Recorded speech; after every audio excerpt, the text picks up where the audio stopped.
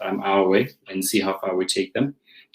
But as far as updates go, currently, this is our 10th month we've been at this as THUdmoney franchise stokvel, and it's been such a tough journey. Exciting too, by the way, so not just tough. Very exciting because there's been so much new learnings in the process, where we've been doing things that we've never done before. We are in franchising after all, and we've never done franchising before. We've got a couple of key players in the team. We've got Batabile, who's a multi-franchisee in the famous brands group or network, and therefore we take guidance and lead from her. We've got Utepo, who's our finance guru. Utepo is a former banker. He's worked in banking at a senior level for quite a bit of years, and then he went on to start Stokfella. And the experience that comes with that from financial modeling and things like that has been amazing. And then for Upali, so she's our specialist in the stokvel space in terms of governance and operations and things like that. So that has helped a lot. And then you find me, I'm just that guy who brings people together, Been very fortunate that we could work together in the way that we are right now, and finding ways of making sure that we grow the pie. So it is our 10th month. Mbali is here now, so technology is important. I'm going to hand over, Mbali, because I was blabbing. Much to those who are watching. Morning, everyone. Thank you for being here, Juan. So I was just having like a mini battle with my laptop. She wanted to show me who's boss, and I was like, nah, bruh, I'm in charge. So apologies about that. But we're here now, I'm not sure how far in you've gone, Lebo. But welcome back to everybody who's been here before, and welcome to the new members. We are 10 months and over 3.5 million rands in.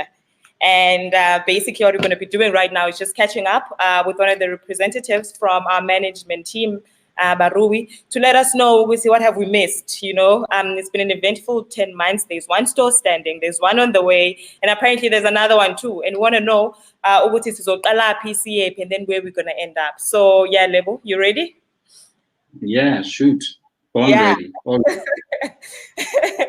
I just want to say that it's not enough that we seek opportunities, it's equally important that we create our own. And I think that economic liberation is self-love, if you love yourself, if you love the people you care about, you give them strength. And how do you empower them? How do you strengthen their voice in the community? By allowing them to have opportunities, by allowing them to play an important role, by allowing them to earn an income. Which brings us to our ownership series. The one thing that we're always stamping on is to make sure that everybody owns a piece of what something that they can trade in, something that can give them money. Hence, we ended up with THUdmoney franchise stokvel. We're yet to see a whole lot of people owning it, saying, yes, this is my store. And not only just owning it, but playing an active role in marketing, in spreading the word, in enjoying the food, and saying, it'll be a believable story that, yes, that person actually is a shareholder in that space. So, Lebo, my first question for you, maybe you can just remind us again what the dream was or what the dream is with THUdmoney franchise stokvel, and what's changed from 10 months ago. It's always a response to a problem, right? Because we're entrepreneurs, we're constantly trying to find ways to solve problems instead of jumping onto the bandwagon of complaining. So for a while, there's been complaints. In fact, there's calculator entrepreneurs. I call them this because they always say, if 100 of us each popped out 1,000 rand, this would happen, and then they blow out these big numbers, but nothing ever takes shape because nobody's actually wanting to do the work. Everybody wants to talk, So we realized that in the franchising space, there's no black ownership. there are no black franchisors, and the way to being a franchisor is to start by being a franchisee, right? And we said, look, how do we go about doing this for ourselves? The concept of THUdmoney started a couple of years ago, but we didn't quite know what we wanted to do with our stock file. But it's been brewing, since 2016. And it's also around the same time when I met Batabile, who runs an organization called Township Economic Empowerment, TEFTE, and it's in her focus is in franchising. She wanted to help small township brands to find ways of franchising, And when she approached me with the concept of franchising in 2016, it was too early for me. Didn't quite grasp which way we headed, and also just as an entrepreneur with my ego, franchising was not in my, it didn't seem like a real business. It's like somebody has already started this thing for you, so you're just joining something. Whereas as entrepreneurs, we like starting things, Yes. So last year in June, it was the perfect time. When we had the conversation again, it didn't even take long. But Tabitha called me. I called Tepo, I called Palis. I was like, guys, we need to do this thing. Let's see how far we go. And Tepo and I had been engaging, and we'd even set up THUdmoney stock file on Stockfella, but it was inactive. We didn't know what we were doing with it. So everything just kind of gelled in at the right time. And I'm an action man. So whilst we were having discussions in the background about what we could potentially do, I decided to launch this thing on Facebook by testing the crowd. I truly believe in customer development, in asking the people, and doing it in a transactional way. So not just saying, hey guys, here's what we are thinking.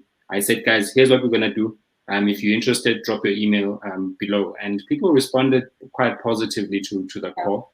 And I suppose 10 months later, we're over 3.5 million rands in collecting money.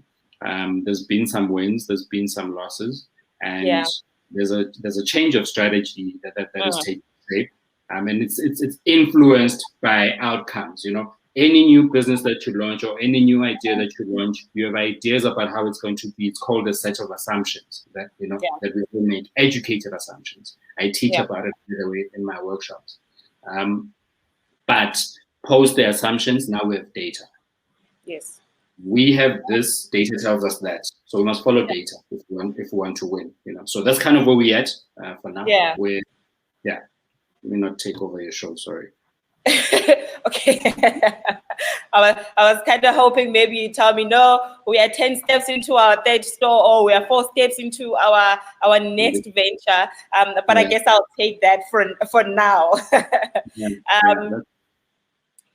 So we launched the first store in December, and in the pipelines, it was the thing of the second store will be launched maybe early February. Do you want to maybe let us in on where the delays have been? There's the things that we didn't see coming, but have actually kept us in one place right now. Yeah, I mean, let's talk about store one. Store one is not performing as it should, and that is not necessarily a negative thing. It's just a timing thing on our end. Understanding that when you start any new business venture, it's going to take time before you see profitability. We became very optimistic and excited, and reality hits us, and it hits us sideways in different forms. And we're there, right? We're running the shop. We running a very tight ship. You get high staff turnover. If it's not high staff turnover, it's being sold the wrong stock. If it's not being sold the wrong stock, it's dealing with market conditions in the local place that we are at, because it's mostly a Muslim area in terms of demographics, and the target audience, the profile of customers that is now growing are blue collar black workers who are essential services workers, whether it's police or nurses or stuff. And we have to spend money to grow that audience and for us to learn about that audience and stuff. So it's a chicken or egg situation. It's a runway thing. One of the things that we did that kind of hit us is that we raised less money than we should. So we are currently doing a second round of fundraising within our members and externally, where we're saying here's a shortfall that should have been raised fully. So we bought the store, and we didn't raise money for running the store. I hope that makes sense. We anticipated that the running the store would come from sales from day one, and that show me a business under the sun that's just operates effectively like that from day one. So that is one. And I'm just giving context to the first store so that people do have enough context and transparency. Having Yeah, said, and just to cut you off there, Lebo, sorry a bit. Maybe you can just explain whose fault that is. Did we miscalculate certain things? Were we advised wrongly by the franchisor? Not really to say somebody has to take blame, but I mean, looking back, where did it actually, where was the misunderstanding? look, everything starts and ends with us, so we miscalculated, and Yes. and yes, there are many players in the value chain, but it's us, and Yeah, right.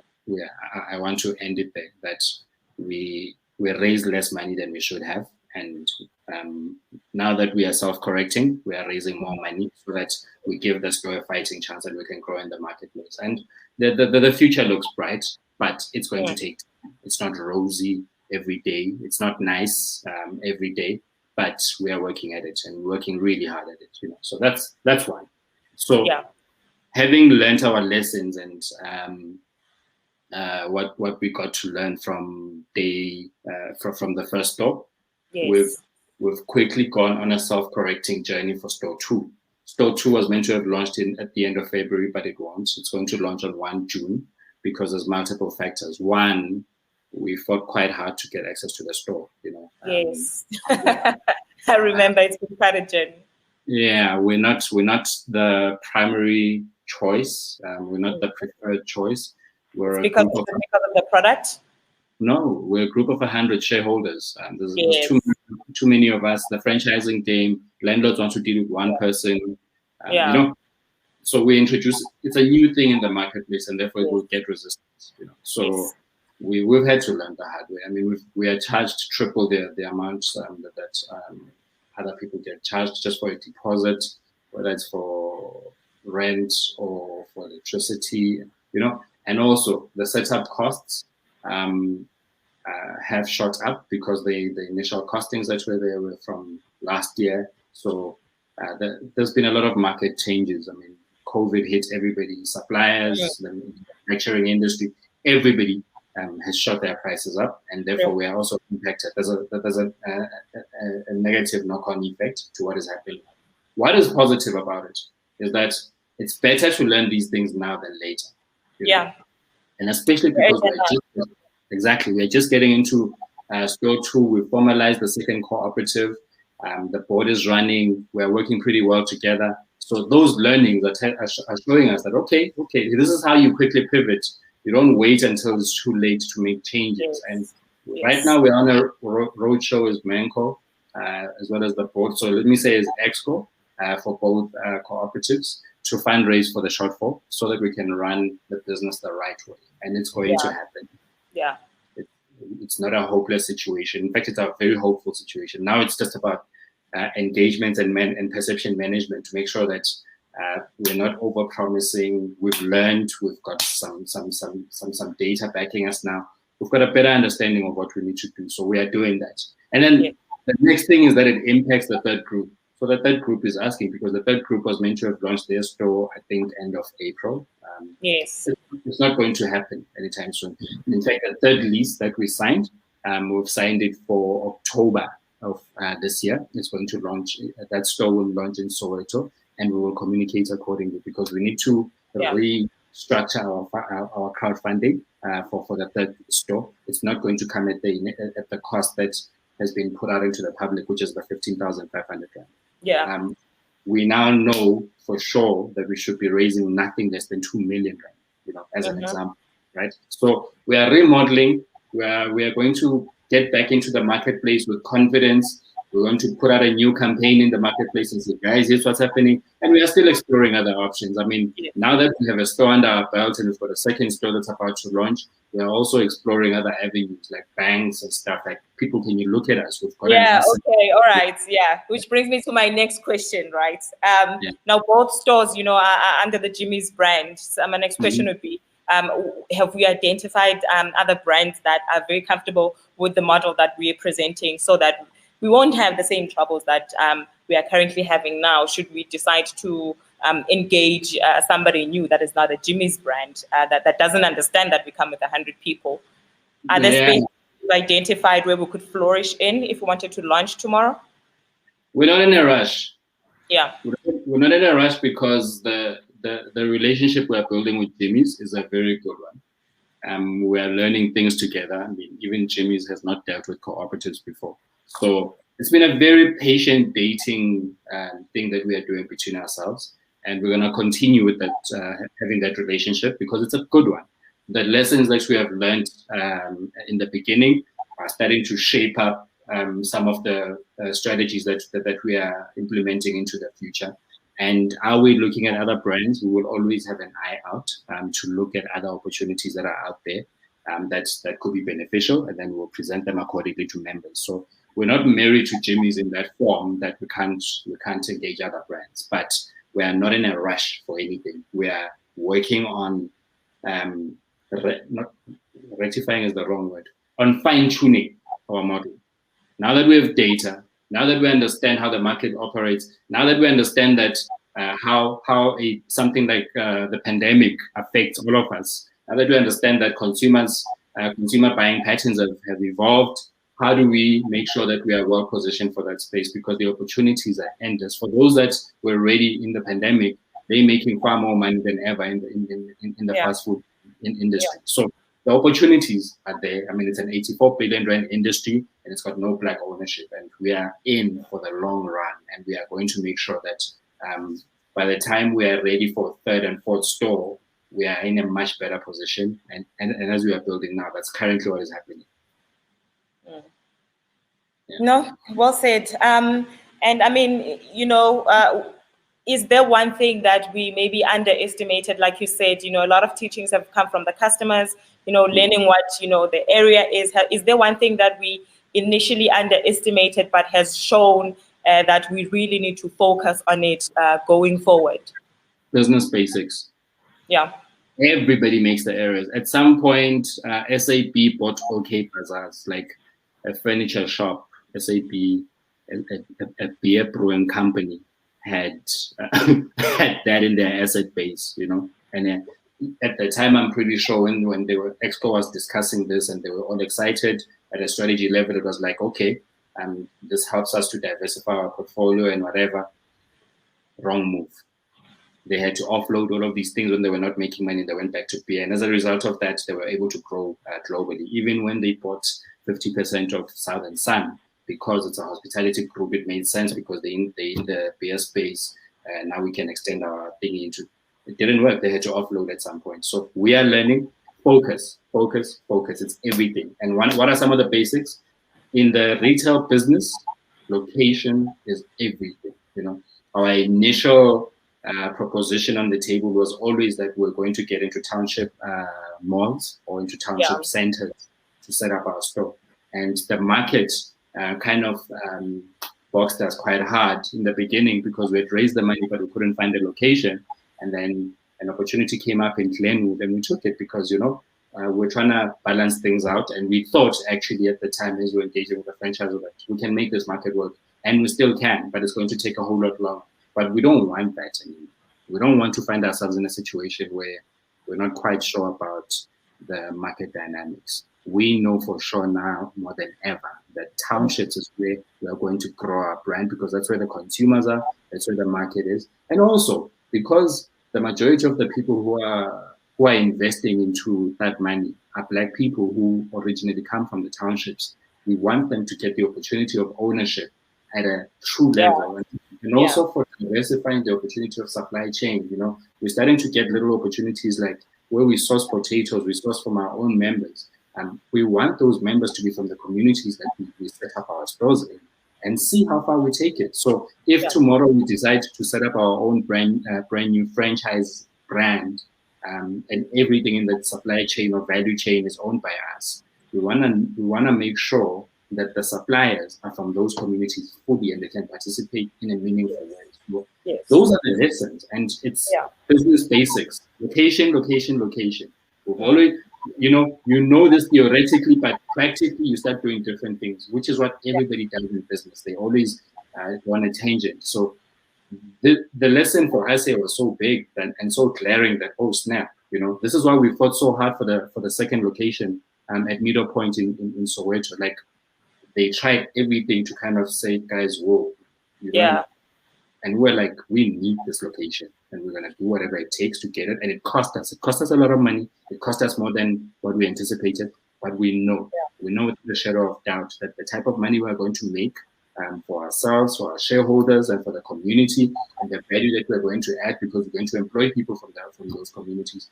It's a no-brainer. So we are going to continue to fight when we search for locations to do such things. And also, another big lesson is that moving forward, we find location first.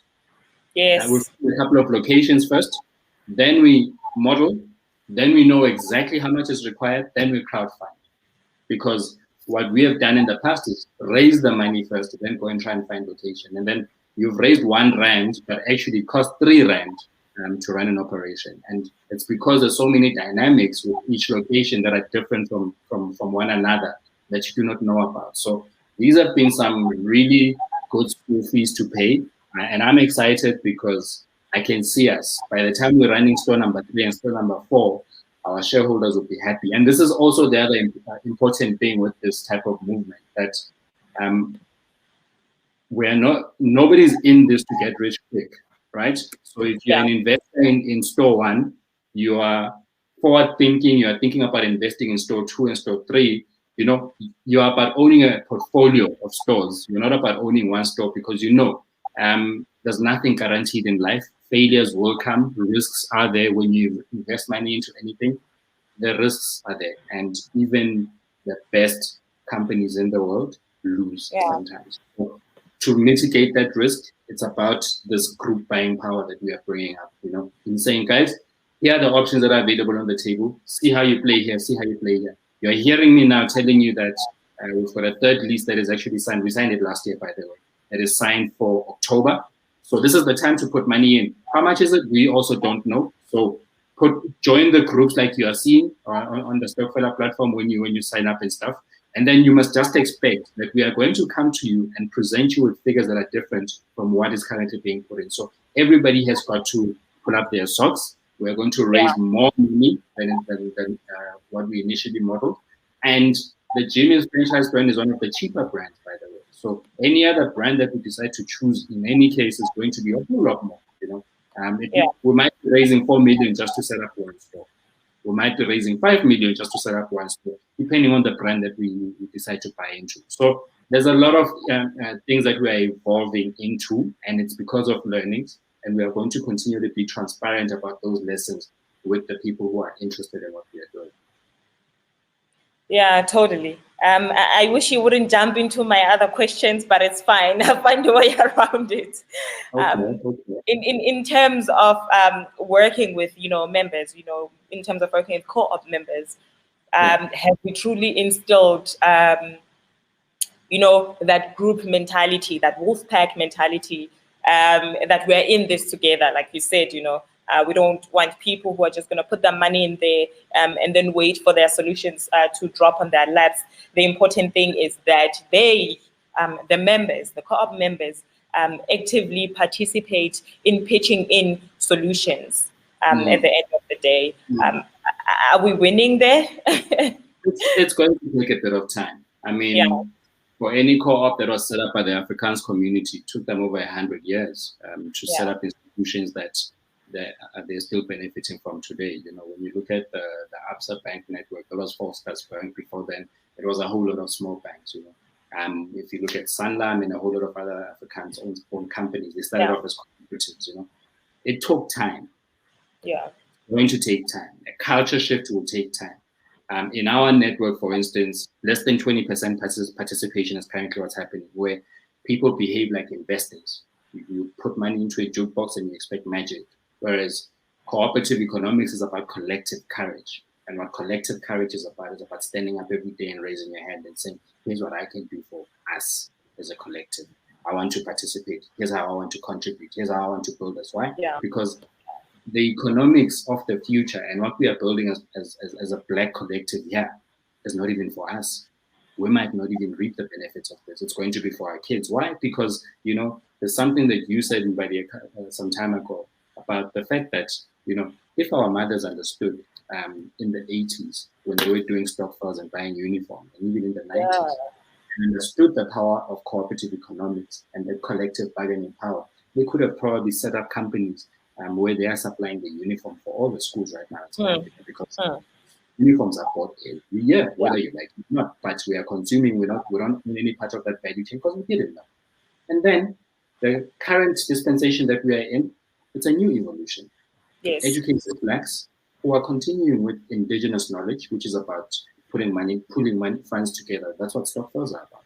But our evolution right now is that we are saying, no, we don't want to save the money, we want to invest the money, right? So that's a new culture emanating in the stock file space that is not quite common. So we are new age blacks. The things that we are doing are not common things, and it's going to evolve into that space where our new age blacks who are putting money in, it's such a positive thing, the fact that we are putting money into something that could fade, when we know that this could fade, but we're willing to give it a try. So as we evolve into the next step and in the philosophy of collective courage is that people are going to stand. You will find members standing with flyers at robots promoting our store.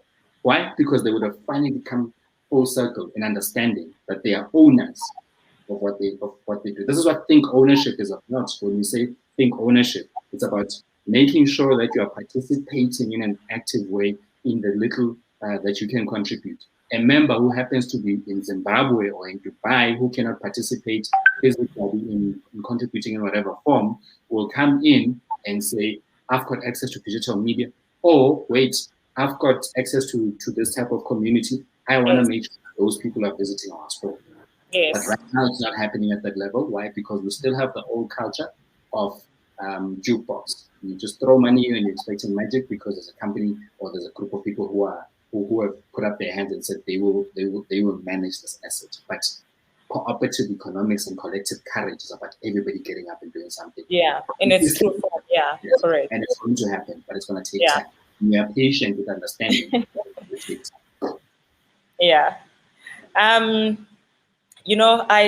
often celebrate in my own endeavors. I often celebrate failure, as crazy as that sounds, because that legit means, there's something that didn't work in what I was doing that I need to change. And often for me, the excitement comes from knowing what that thing is that needs to change. I don't think any business venture is safe from failure. Whenever you start something, you've got a 50% chance of either going left or going right, and whenever you find yourself stuck, it's pretty important to not only sit there and cry, but then, ask the people who are next to you, where did we actually go wrong? Because 9 times out of 10, it's not a failure. It's just a tweak that you need to do in your model. No, you did this like that. Now you need to change everything around and do it like this so that you can continue.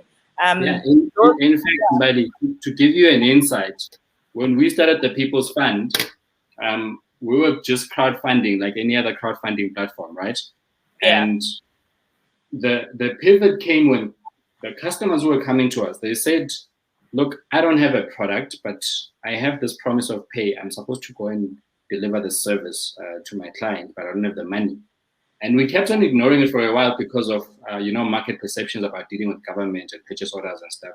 But at some point, we made a conscious decision. We said, we're going to pivot into purchase orders because this is where the demand is coming from versus what we think we should be doing. And we're making very little money. We're charging 10% for raising money for entrepreneurs and managing the assets. And that entire thing was so painful, but we're not seeing the rands matching up, and especially if you are wanting to build a high growth business. When we pivoted into purchase orders, we are now building a R1 billion company. We are over 250 million rand in revenue that we've done in the last 3 to 4 years in the business. Just in the last financial year alone, we did over 150 million. That must tell you something. We had to tweak. We had to pivot. There were changes that needed to happen, whether we liked it or not. And this is why the company is on a different growth trajectory. And with that growth comes new challenges. Every day we are trying to raise money in the People's Fund from investors to make sure that we can fund the high demand of purchase orders that are coming in. So it's not going to be any different with our THUdmoney franchise in Stockholm. It's going to go through the same challenges. In fact, the more success we gain as we launch more stores is going to be where we even have deeper demands, where we must need smarter ways of raising capital, more efficiency in the system, the high staff turnover, all sorts of things are still going to happen. Some people in some communities are going to burn our shop. It's going to happen. Hope not. This is South Africa. It is going to happen. Why? Because it happens. When you look around you, you start understanding, there's a pestle model they always talk about. You start understanding that there's political situations, there's all sorts of things that you have no control and power over. Yeah. But there's certain things that you can control. For instance, we understand now that having a lawyer, it's something that we've always done in our business, but having legal advice, having a lawyer on a retainer is one of the most important things you can ever do in any business.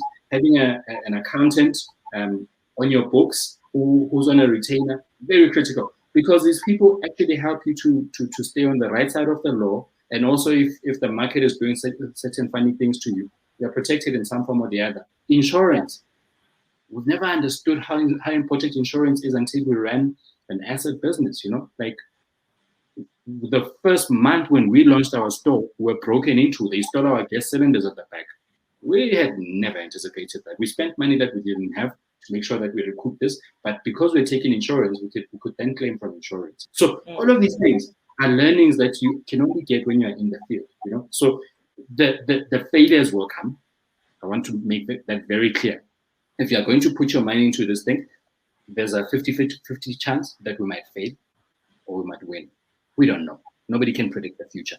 But we look at the space that we're in. We chose franchising because it's de-risked. It's got a lesser risk than the average business that you start where it's got no trajectory. We've bought into franchising. We've bought into Jimmy's as an example because they have stores. They've got about 52 stores that are actually performing in the marketplace. So we're like, okay, we can win here. We can get people's money back because we're raising people's money. So those are lessons that we all have to take. Yeah. Just before you wrap up, my next question was, what do we need to do differently? And I know you mentioned that, instead of securing the spot first, instead of securing where the shop will be, is that what you said? No, instead of raising the money first, we need to go secure the shop first. Because that's not what we did before. Is there anything else maybe that, we need to be looking at going forward now with launching, the next venture? Yeah, there's a lot of learnings. And even us just processing this, things are happening in real time and they're happening too fast, even for us. Yes. On one side, we're trying to keep the store alive, raise money and make sure that we keep our best stuff. They don't leave because somebody else is offering them something better. And then improve service levels and all sorts of things like that. On the other, we're now learning about leases, sureties, signing your life away. The amount of documents I've signed in the last 2 months, last 3 months, it's so painful. It's so heavy on me. It's like, why are you doing this? Every other day, the question is, why are you doing this? Why are you doing this? You don't have to do this because of the liabilities that I've had to sign away. Like, as part of the deal, when you're signing for surety, as an example, you have to sign your personal assets away. It's part of the deal, so that they can be able to attach stuff from you. And we are doing this for people who have, for shareholding. Like we are part of a collective, but we are taking the risk alone. Yeah, it's part of the heavy lessons that come with the space that we are in. So it's not something where I can quickly package it for you and say, these are the changes that are going to happen. They are evolving. Yes. We're evolving, we're exploring better models. We're even asking ourselves, is this the model that we should be continuing with? Or should we be pivoting? Or should we be running a trust? Should we be running a company? Should we be running a co-op? Lessons. But we are patient. We are not going to do anything haphazardly because everything is about learning and executing. There's not enough execution from people who talk too much. So ours is to learn something, make the change that needs to happen, communicate it accordingly, get buy-in from the collective, and then move forward. When the collective has bought into what you are sharing with them, then they will support you accordingly. And because we're shareholders, we are owners of things. We are thinking ownership at every level in terms of what we are talking about. We're gonna be fine. we will make some losses, but we're going to have some better gains as well. Yeah. Yeah. All right. My final question, just to put the Group 3 members at ease, I know that they've been anticipating some kind of communication. They want to know what's going on. They've got their money in there. What do you have to say to them? They're getting calls from us this coming week because one of the proposals that are on the table is for increased number of shareholders in both groups, in the first group and the second group. So they're going to be getting calls from us to find out whether they have an interest. And if you're not interested, it's fine. You can chill because the third store is coming, but we have deliberately decided to slow down. Now that we are figuring out, let me not say figured out, now that we are figuring out what works and what doesn't. It's a process. Yeah, it's a process, and it's a painful process because also one of the reasons why you see a lot of companies rolling out quickly is cash flow. You need volumes, So if we are operating with one store, even at a profitable level, us, in terms of the fees that we charge as a management company, it's not enough to sustain even one person in the team, Nobody takes a salary like that, So it's a chicken or egg. We're still processing, we're still learning, we're still getting guidance, and we are consulting the marketplace, and we're finding ways. We're gonna get to that sweet spot. One of the biggest things that we are doing right now is building relationships with landlords. Landlords are everything. They can kill or make you, So we're learning that we need to understand their psyche, where they at, what their challenges are, what they like, what they don't like, and how do we go about it? I mean, one of the biggest perceptions in the marketplace is that if you run anything that is fish and chips related, you're a failing, struggling business. So landlords automatically don't want to touch you before anything else. You could have dropped an email and called them, they don't respond. It's because they're hearing fish and chips. They're like, fish and chips businesses are dead, guys. The concept is dead. Consumers are not buying. Any business that sells fish and chips dies. But when we came in, we told them, and we are telling them, and we have to continue to tell them that we did not buy, for instance, into Jimmy's Fish and Chips. That is the older brand. We have bought into Jimmy's Killer Express because it's got a wider variety, which is driven by chicken. There's chicken, there's prawns, there's burgers, hey guys, there's a lot. But there's the perception. So you have to fight perception and then reality. And you have to continue to drive it. And they are going to treat you like trash sometimes because not lying. But we must continue to do it up until we win. One day, the tables are going to turn. We'll be in the leading position where landlords are chasing us to take up space in their spaces. And we will have the variety of choosing and saying, maybe we want to be landlords in the near future. There's many things that we're exploring. We're like, why is it so painful as a Black person to just get into the value chain and own a store like everybody else? Why must you be given such a runaround? So you might just find us crowdfunding that incorporates setting up our own shopping center. We don't know. You don't know what's going to happen out there. But those are the things that we are obsessing over. No, I think I'm just going to end it there. Let me just read one comment from Lisutele. This is a great learning opportunity. In every challenge, there is an opportunity within. And that is basically how we are looking at the new learnings that are coming in every day. But otherwise, thank you so much, Lebo. Group 3 members, I hope you heard that. You will be getting communication in the coming week, right? Not weeks. In the coming week to communicate closely with the managing team so that you will understand clearly where you stand and where to from where you are. Yeah. But otherwise, thank you, Lebo. Thank you for being here. If you have any parting shots, you can just go ahead. Look, can you see what's happening? It's getting grayer faster. It wasn't getting this. That's how hectic it is, guys. I didn't know that retail makes you not sleep at night. Is that not a sign of wisdom? Gray hairs are not a sign of wisdom. Wisdom comes from a lot of failure. So look, I'm willing to take it. Having said that, we are doing great in other parts, including the space. I mean, to be able to pick up on lessons those quickly and make changes tells you of a robust team that is constantly, like, we fight a lot on our team, and it's a good fight.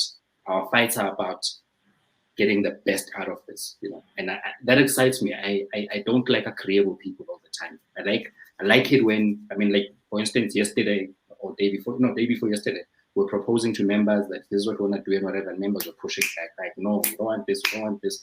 That's what you need, because that's where innovation emanates from. When people are seeing ideas and pushing hard, that's what must happen. And I'm hoping that anybody who joins this show is not a passive watcher. It's somebody who, it's people who know that they have to be active in this, and there's so much opportunity into the future. If you want to know about the rest of what we do, we're in the enterprise development space. We run roadshows and activations across the country, in fact, across Africa. We work with brands like AB InBev and some banks. We do entrepreneurship campaigns. We're in the space of enterprise development, and this is why one of the additions was adding THUdmoney, because we realized that about 60% of our community are actually working class people who are running side hustles. And we're like, okay, let's make this transactional, let's build a transactional community. And you might even be asking, guys, where are the Thud networking events? Are you bringing them back or whatever? Absolutely, but there are going to be changes, We are focusing on transactional communities. So we want, when we get together, we're not there to talk about how great we are or just pitch an idea and then what. We must find ways of collaborating, of transacting communally, and making sure that the benefit is for everybody around the table. It mustn't just be a few winners and then the rest are losing. And we're going to get there. We're going to get there. I'm excited, really excited. Thank you so much. All right, guys, let's catch up again next Friday. In the meantime, remember to think ownership and start a stock file today. Thanks for tuning in.